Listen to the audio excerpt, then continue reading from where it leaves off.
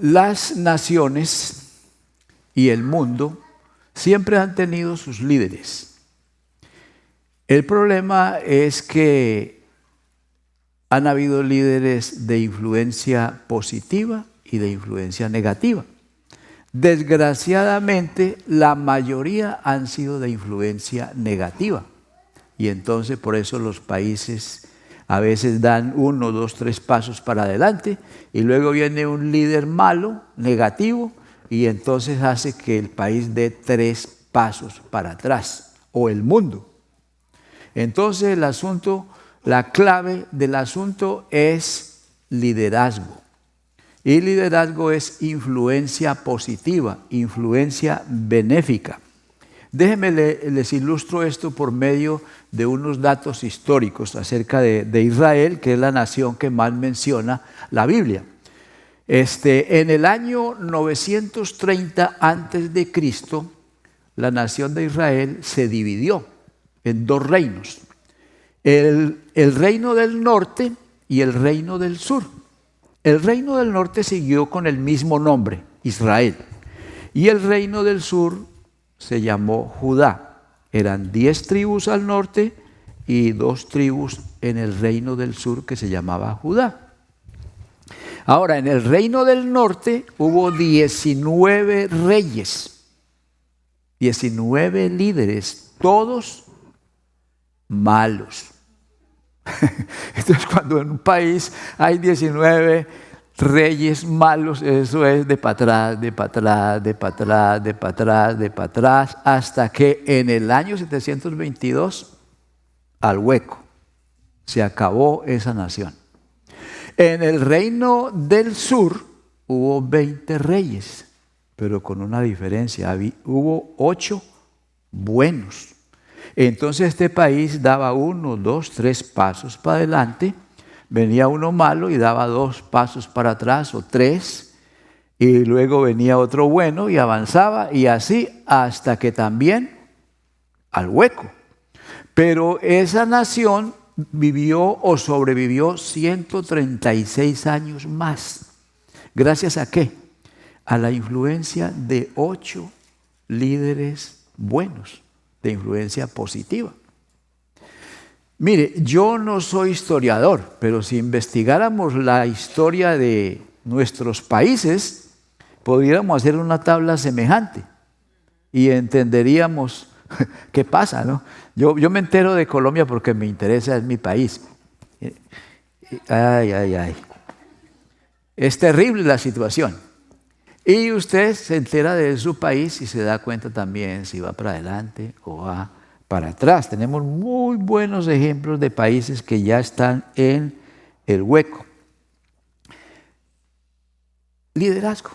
Pero lo que pasa en una nación, en un país, pasa en una compañía, en una empresa, pasa en una ciudad.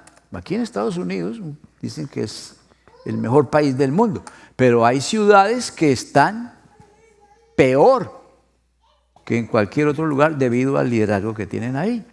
Entonces, en empresas pasa lo mismo, en compañías pasa lo mismo, en iglesias pasa lo mismo, en familias pasa lo mismo. Hay familias que están en el hueco, que van para el hueco por mal liderazgo, por influencia negativa. Y la semana pasada estábamos en el capítulo 45 de Génesis, viendo cómo José fue un líder de influencia positiva. Y en síntesis lo que dijimos es que un líder de influencia positiva sabe quién es. No tiene problemas de identidad y eso le va a dar seguridad. Como Pablo decía, soy lo que soy por la gracia de Dios. Él sabía quién era.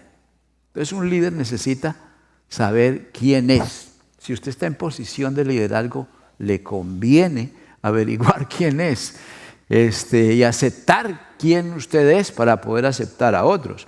También un líder de influencia positiva sabe para quién vive, sabe el propósito de su vida, para qué está aquí. Y en tercer lugar dijimos que un líder de influencia positiva es uno quien sabe dirigir a otros. Y José era eso. Pero el tema no fue agotado. Si uno sigue explorando ese capítulo 45, encuentra que hay más. Y entonces en esta mañana vamos a continuar con el mismo tema, diciendo en primer lugar que un líder de influencia positiva, o para ser un líder de influencia positiva, uno tiene que actuar con seguridad. ¿Lo ven ahí? Y entonces vamos al versículo 4 del mismo capítulo 45. Allí dice lo siguiente: pero José les dijo, acercaos ahora a mí. Y ellos se acercaron y él les dijo, yo soy José, vuestro hermano, el que vendisteis a los egipcios. ¿Qué está pasando aquí? Pues que los hermanos de José habían ido a Egipto a comprar alimentos y esta era la segunda vez que llegaban. La primera vez que llegaron, José se dio cuenta quiénes eran ellos y recordó los sueños que había tenido cuando era jovencito. Y le cayó el 20, se le prendió el foco. Y entonces él dijo, quizás están peores que antes, o quizás han cambiado. Primero tengo que ver qué está pasando antes de tomar alguna acción. Tengo que asegurarme, porque un líder actúa con seguridad. Y por eso entonces él se tomó un tiempo y los puso a prueba. Entonces cuando ellos llegan la primera vez se encuentran con un señor que le llaman Sabnat Panea. Ese era el nombre que el faraón le había puesto a José. Y entonces ellos veían ahí a Sabnat Panea, pero era José. Y a ellos no les cayó el 20. Para los jóvenes que no saben qué es, les cayó el 20 porque ellos no usaron nunca el teléfono público. Ellos están mejor que nosotros, les tocó con teléfono en el bolsillo. Es más, de a los 4 o 5 años ya les dan un teléfono. Pero nosotros sí sabemos que le cayó el 20. Sucede, para su información, que hace años, o unas, tal vez 3 décadas, todavía habían teléfonos públicos. Y entonces uno le echaba monedas y llamaba. Y en México creo que eran unas monedas de 20 centavos. En Colombia también, 20 centavos. Entonces echaba la moneda y marcaba. Y cuando hacía conexión, la moneda caía. ¡Cloc! Y había conexión. Entonces comenzó a usar esa frase, le cayó el 20, para dar a entender que la persona se conectó y está entendiendo. Pues a ellos no les cayó el 20. A José le cayó, porque recordó los sueños y dijo, Dios está en esto. Mire, dicho de otra manera, se le prendió el foco, ¿ya? A ellos no se les prendió el foco. Y entonces él comenzó a probar a sus hermanos para ver en qué estaban ahora. Es muy difícil asegurarse de todo. Tener seguridad en todo es muy difícil. Por ejemplo, usted va a salir de viaje, usted no puede asegurar que el avión sale a tal hora, que va a llegar a la misma hora, que todo le va a salir así. Bien, perfecto. No. Hay riesgos, hay problemitas y uno tiene que lidiar con eso, pero uno debe procurar asegurarse lo más que pueda.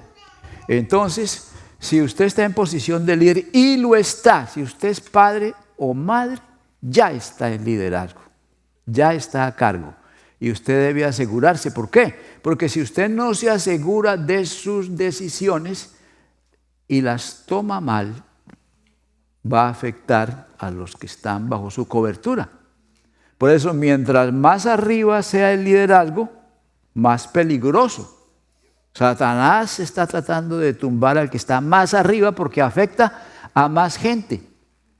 Entonces, en esa posición nosotros tenemos que ser muy responsables y actuar con cautela. Hay veces que no da tiempo, pero mientras haya tiempo hay que ir con cautela, a paso de elefante, despacio, pero firme, porque estamos arriesgando a los que están bajo nuestra cobertura. Ahora, ¿cómo le va a usted en eso? ¿Andas con la chispa adelantada o atrasada? Porque eso le pasa a uno, ¿no? Que a veces la chispa está adelantada y se forma una crisis y salta de una y mete la pata. ¿Ya? Y eso puede pasar en una congregación. Se forma un conflicto, se forma un problema ahí entre dos hermanos y usted se mete y reacciona y se forma un problema como de 20 o 30. Entonces, chispa adelantada, mala cosa. Chispa atrasada, también. Entonces es que no es fácil. Esto tiene que ir poco a poco porque es muy fácil destruir, muy difícil construir. Un líder de influencia positiva, y cuando digo líder, estoy diciendo lideresa y estoy diciendo usted, porque el liderazgo es influencia. Donde quiera que vayamos, todos influimos algo, para bien o para mal. Entonces, un líder de influencia positiva es uno que practica la empatía. Practica la empatía. A ver el versículo 5. Ahora pues no os entristezcáis. Estamos hablando en el español de España. Esta es la Reina Valera. No se pongan tristes, no se achicopalen, ni os pese el haberme vendido acá, porque para preservación de vida me envió Dios delante de ustedes. Es lo que le dice a José a ellos. Y eso es empatía. A ver, ¿qué es empatía? Para entenderlo mejor, esa palabra es como prima hermana de otras dos. Tenemos apatía, simpatía y empatía. Y por ahí hay otra que es psicopatía, pero con esa no nos vamos a meter ahora. Esos son los que están locos, ¿no? Entonces, pensemos en tres hermanos o tres amigos. Y allá hay otro que le roban un carro, y el que le roban el carro viene y habla con el amigo que practica la apatía. ¿Y qué es la apatía? Que no siente. Apatía significa sentimiento, dolor, sufrimiento. Y entonces le dice al apático, me robaron el carro. Y el otro piensa, ¿y a qué importa? No le dice, pero ¿qué me importa? Tal vez por bobo se lo robaron, ¿no? Ese es el apático. Ese es el apático. Cree que, y le va a decir, lo siento. Pero ¿usted cree que le está comunicando entendimiento, comprensión? Para nada, porque es apático. Un líder no puede ser apático. Pues ¿cómo? No le importa a la gente. Luego viene el simpático. El simpático es aquel que también le robaron el carro. Y viene el amigo y le dice, me robaron el carro. Dice, ¿de veras?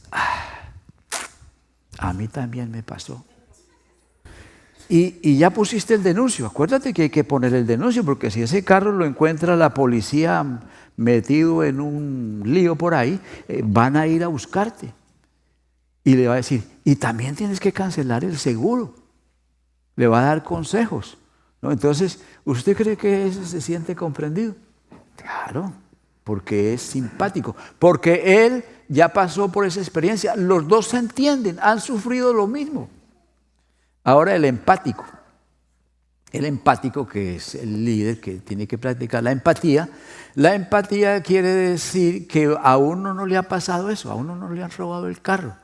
Pero cuando viene ese amigo y le dice, me robaron el carro, entonces esa persona que practica la empatía piensa y dice, ¿cómo sería si me robaran mi carro? Y entonces rapidito piensa y dice, tendría que pedir transportación. Y tendría que esperar que me vinieran a recoger, ¿no? Y a veces no van a poder. Entonces me voy a tener que ir en la bicicleta o me voy a tener que ir caminando.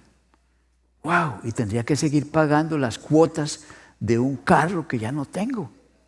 Y pensaría en todos esos problemas. Y entonces comienza a responder a la otra persona porque él se está imaginando y comienza como a sufrir.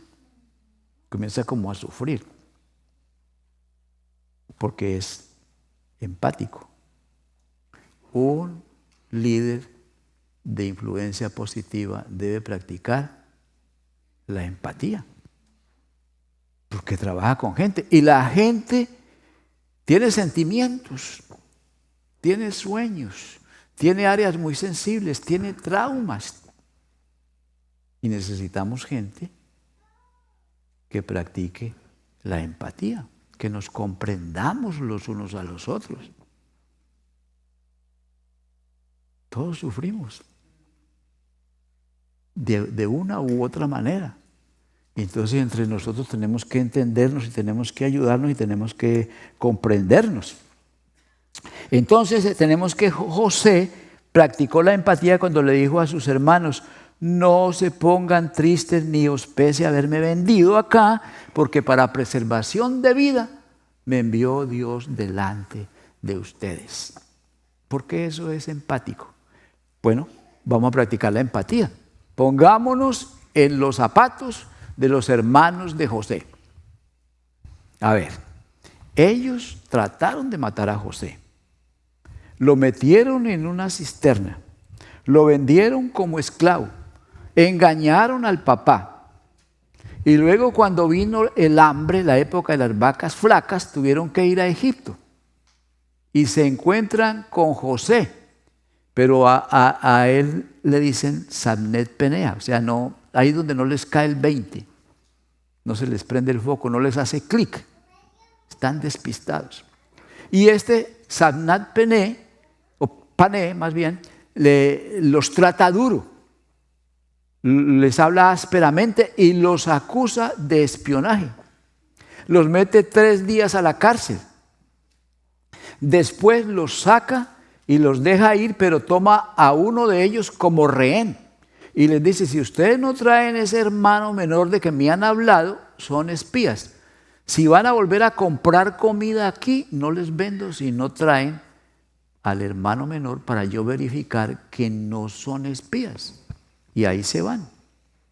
Cuando se les acaba la comida, tienen que volver. Y ahí vienen con el hermano menor, tuvieron que convencer al papá que dejara venir al hermano menor, que se llamaba Benjamín. Muy bien. Y entonces vienen con Benjamín y José los recibe con Sabnat Panea, los recibe con un lonche, les prepara un lonche y los atiende bien. Cuando los despide, manda que en el saco de trigo de Benjamín metan la copa de plata de él. Y cuando salen de la ciudad, los manda a buscar, los manda a requisar y descubren la copa y ahí otra vez para atrás, acusados de robo.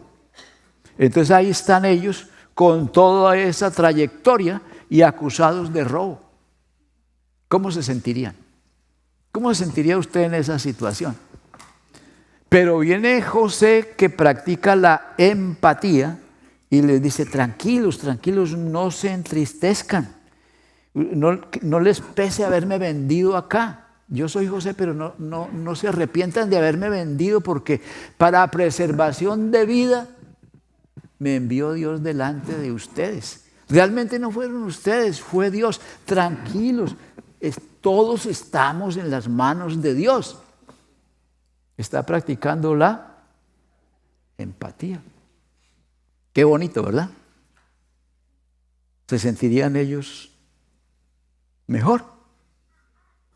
Yo creo que sí, porque practicó la empatía. Bien. Entonces, además de que nosotros tenemos que actuar con seguridad y que debemos practicar la empatía, también debemos practicar el amor incondicional. Es el tercera recomendación.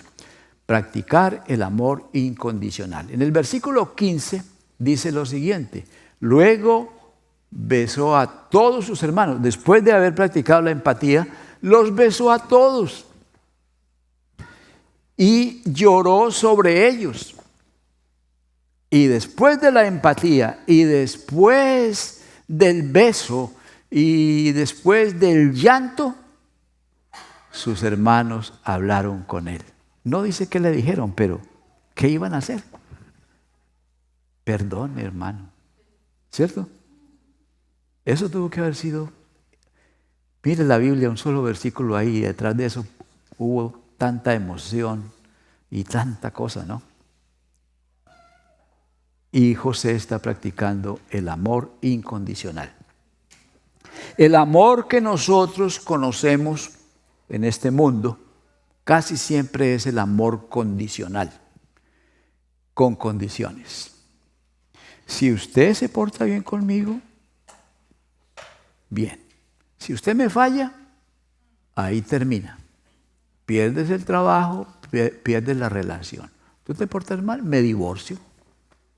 Te castigo con mi ausencia, con mi indiferencia. Que tú no viniste a mi cumpleaños, tampoco voy al tuyo, ¿no? Que no me ayudaste en mi ministerio, en el trabajo de mi ministerio, tampoco te ayudo en el tuyo.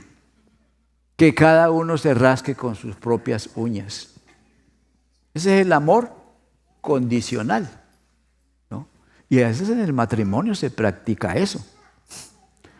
Y es ridículo porque no se puede construir un matrimonio con amor condicional. No se puede construir una iglesia con amor condicional. ¿Cómo? Te pago con la misma moneda. Entonces, ¿cómo termina eso? En divorcio, en deserción. La gente deserta, me voy. Por eso, gracias a Dios por esos hermanos que, a pesar de los problemas en las iglesias, ahí siempre están. Son los que le dan estabilidad. Pero hay unos que no. Hay que entenderlos. Hay veces que se tienen que ir porque viven muy lejos, porque se casó, por el trabajo, por tanta cosa, ¿no? Pero si se va porque no me saludaron o cualquier cosa de esas, eso es falta de amor incondicional. Entonces, el amor condicional no sirve para eso. Estoy perdido. Me devolví, ya me volví a perder. Es el tercer punto, ¿verdad? Ya. Muy bien. Dios nos tiene un amor incondicional. Porque si Dios nos amara con condiciones, pues no estaríamos aquí, francamente. Si Cristo hubiera amado a sus discípulos con amor condicional, los hubiera cambiado a todos, porque todos le fallaron. ¿Ya? Pedro no figuraría en la lista porque lo traicionó. Pero Cristo los amó incondicionalmente hasta lo último. Y ese amor es el que debemos practicar. Y ese amor incondicional de Dios, Cristo lo enseña, ¿no? Cristo lo enseña. Él dice que Dios hace llover sobre justos e injustos. También dice que hace que el sol salga sobre justos e injustos. ¿Y qué dice Juan 3:16? Juan 3:16 dice, porque de tal manera amó Dios a aquellos que nunca le han fallado. Porque de tal manera amó Dios a aquellos que diezman, ¿no? Aquellos que colaboran en mantenimiento. Entonces amaría solamente al hermano Luis, porque él viene solo a veces, ¿no? Y al hermano Noé. Serían los únicos los amados en ese caso. Pero no, Dios nos ama sin condiciones, sin condiciones. ¿Cree que le ama más a usted que a otros? No. Nos ama con un amor tremendo, que dice, porque de tal manera amó Dios al mundo que ha dado a su Hijo unigénito para que todo aquel que en Él cree no se pierda, mas tenga vida eterna. Y este amor incondicional es lo que la Biblia llama ágape. Y ese ágape quiere decir que amamos sin peros. No porque las otras personas sean buenísimas y lo merezcan. yo no merezco el amor de ustedes. Ustedes no merecen mi amor, porque nos fallamos los unos a los otros, pero debemos amar no por lo que la otra persona es o hace, sino por lo que uno es. ¿Y qué es uno? Bueno, espero que sea un hijo de Dios, un discípulo de Cristo, la luz del mundo, una persona que quiere influir positivamente. Y entonces por eso amamos, porque por lo que somos, por lo que Dios ha hecho en nosotros y que ha hecho Dios con nosotros, nos ha amado incondicionalmente. Eso no quiere decir que estamos apoyando las locuras de todo el mundo. Eso no se trata de eso. Hay una cosa muy común que está sucediendo en los últimos años con toda la apertura que ha habido, que algunos homosexuales salen del closet.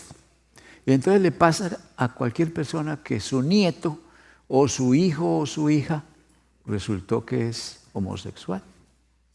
Y entonces, si ese abuelo y ese padre o esa madre aman con amor condicional,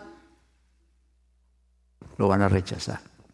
Pero si aman con amor incondicional, lo van a seguir amando. Pero van a entender que aprobación es diferente de aceptación. O aceptación es diferente de aprobación. Le acepto como mi hijo, le acepto como mi nieta, pero no estoy de acuerdo con la vida sexual que lleva. ¿Ya? Y entonces se ponen las cosas claras y le respeta, respeto para allá y respeto para acá. Ese es el amor incondicional. Pero no quiere decir que le dice ok con todo, porque pues eso tampoco se puede, ¿no? Tampoco se puede. Pero sigue siendo el hijo, sigue siendo el nieto, sigue siendo el amigo, sigue siendo mi hermano en Cristo si piensa o actúa diferente de como yo pienso. Amor incondicional. Decíamos la semana pasada que cuando el Señor Jesucristo le decía a una persona, sígueme, era un llamado individual. Pero sígueme quiere decir venir a ser líder. Cuando nosotros nos entregamos a Cristo, casi siempre todos lo hicimos pensando en la salvación, que me perdonó mis pecados y me da la entrada al cielo. Entonces decidimos recibir ese regalo. Pero hay más en eso. El paquete también nos llama a ser líderes, a ser de influencia positiva. Cristo quiere que seamos gente de influencia positiva. Si solamente nos llamara para ir al cielo, pues entonces en el momento que uno se arrepiente y cree, en ese momento que pone su fe en Cristo, pues Dios nos llevaría de una vez para el cielo, porque ahí se cumple el propósito. O tal vez el día que nos bautizamos, ahí vamos para el cielo, porque ahí se cumple el propósito. Pero no, nos deja aquí, porque quiere que seamos de influencia positiva. Quiere que seamos la sal de la tierra, quiere que seamos la luz del mundo. Otra manera en que Jesús llamaba a la gente era también para que le siguieran. Pero, por ejemplo, venid en pos de mí y os haré pescadores de hombres. Eso es Marcos 1:17. Es una invitación. Venid en pos de mí, síganme. Y es una promesa, os haré pescadores de hombres. ¿Sí qué quiere decir eso? Pues que Él quiere desarrollar en ti una persona de influencia, de tal manera que usted va a influir en los pescados, en los hombres. Y entonces bajo esa influencia, los hombres van a querer salir del reino de las tinieblas al reino de la luz. Van a salir del agua a otro ambiente. Va a haber un cambio, pero por la influencia de los pescadores. E influencia es liderazgo. Influencia es liderazgo. Una vez cuando Jesús conoció por primera vez a Pedro, Andrés le introdujo a Jesús, a Pedro. Y Y entonces Jesús le dice, tú eres Simón, hijo de Jonás, pero tú serás llamado Pedro. Quiere decir, va a desarrollar en él un líder. Entonces, mire, José nos ilustra cómo es una persona de influencia. Hay mucho que aprender en ese personaje. Pero Cristo nos hace personas de influencia. Él influye en nosotros de tal manera que nos desarrollemos como líderes, como personas de influencia. Y entonces eso fluye de nosotros hacia otros y nos lleva de lo bueno a lo mejor. Vamos a tener un momento de reflexión antes de salir de acá. ¿Se pone de pie?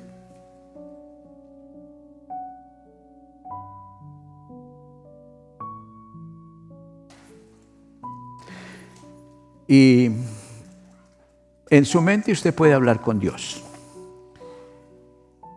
Comience primero echándole sus cargas al Señor. Dígale, Señor, esto me trastorna mi vida, esto me confunde, esto me atranca, esto me ha hecho sufrir. Te lo pongo en tus manos, echando toda vuestra ansiedad sobre Él, porque Él tiene cuidado de vosotros. Entonces haga eso, póngale a Él, en Él, sus cargas.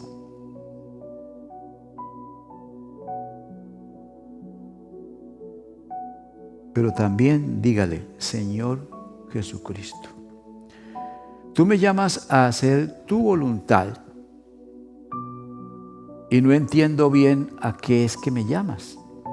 Entonces pregúntale, Señor, ¿qué quieres que haga? ¿Qué quieres que haga? Y la respuesta le va a venir. Le va a venir con los días, con las semanas, con el tiempo. En cualquier momento la respuesta le va a venir. Puede que le venga ahora mismo. Señor, ¿qué quieres que haga? Pero si usted ya entiende qué es lo que Dios quiere que haga, tiene las cosas más claras, dígale, Señor, aquí estoy. Heme aquí. Solamente quiero dar el siguiente paso.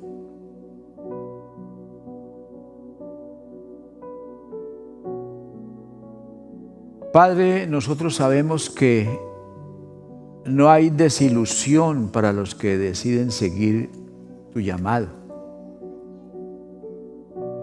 Y aunque muchos de tus seguidores, como José, tuvieron que sufrir, ninguno de ellos fue desilusionado. Gracias por el privilegio de ser llamados a ser tus hijos, a ser hombres y mujeres de influencia.